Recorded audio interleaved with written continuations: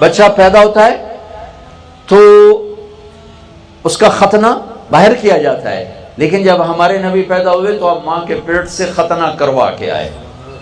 تو 4 خصوصیات جو کسی میں نہ ہوئیں، پیدا ہوئے خوشبو پھیل گئی، پیدا ہوئے پاک صاف دھلے دھلائے، پیدا ہوئے ناف کٹا ہوا، پیدا ہوئے ختنہ کیا ہوا، لہذا دائی بھی حیران ہے، ماں بھی حیران ہے، بچے کو دیکھ رہی ہیں، ماں کے پہلو میں لٹایا، 5واں عجوبہ، 5واں معجزہ، پہلو میں لٹایا، ایک دم آپ نے کروٹ بدلی اور سجدے میں چلے گئے، فل پورا سجدہ، گھٹنے ٹیک کے ہاتھ رکھ کے لمبا سجدہ۔ ماں بھی ڈری ہوئی، دائی بھی ڈری ہوئی، یہ کیا ہو رہا ہے؟ آتے ہی میرے حبیب نے پیغام دیا کہ میں سجدوں کو زندہ کرنے آیا۔ عبدالحکیم والو نمازیں نہ چھوڑنا، لیکن چھوڑ گئے، 90% چھوڑ گئے۔ تو سارا پاکستان پھرا، ساری دنیا اللہ نے پھرائی، 10% سے زیادہ نمازی کوئی نہیں۔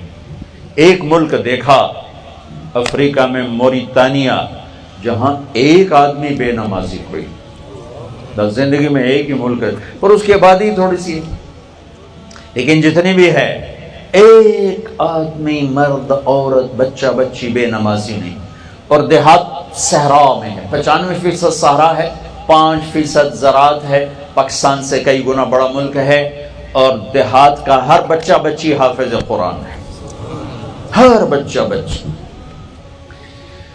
وہاں جا کے تھوڑی آنکھیں ٹھنڈی ہوئیں، آپ نے سجدہ کر کے اعلان کیا کہ سجدوں کو زندہ کرنے آیا ہوں، اور دنیا سے جاتے ہوئے اعلان کیا، جب آپ جا رہے تھے آپ آئے 12 ربیع الاول، 22 اپریل 571 عیسوی، 12 ربیع الاول پیر کی صبح 4:20۔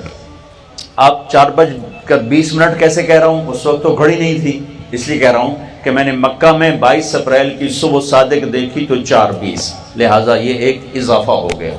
جب آپ دنیا سے جا رہے ہیں تو 12 ربیع الاول 7 جون 633 عیسوی 11 ہجری، اور پیر کا دن 10 سے 12 کے درمیان کا ٹائم، اور آپ کہہ رہے ہیں الصلاۃ وما ملکت ایمانکم، اے میری امت نماز نہ چھوڑنا، نماز نہ چھوڑنا، اور اپنے نوکروں پہ رحم کھانا، سخت نہ ہو جانا، جابر نہ ہو جانا، ظالم نہ بننا، اپنے ملازموں پر، میری امت کے غریبوں پر رحم کرنا، فرعون نہ بننا۔ اللہ تعالیٰ نے رزق دیا ہے، جائیداد دیا ہے، امتحان ہے، تیرا حق نہیں ہے۔ آئے سجدہ کیا، لمبا سجدہ۔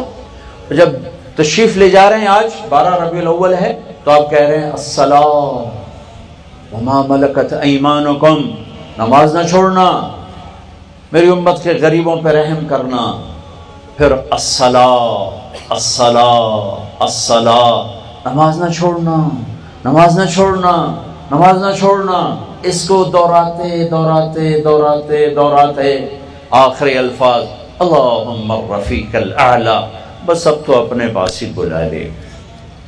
سجدے سے ابتدا کی اور سجدے پہ انتہا کر کے امت کو، انسانیت کو پیغام دیا کہ اپنے ماتھے کو زمین پہ ٹکاتے رہنا، تمہاری بلندیاں سجدوں میں چھپی ہوئی ہیں، تمہاری عزتیں نماز میں چھپی ہوئی ہیں۔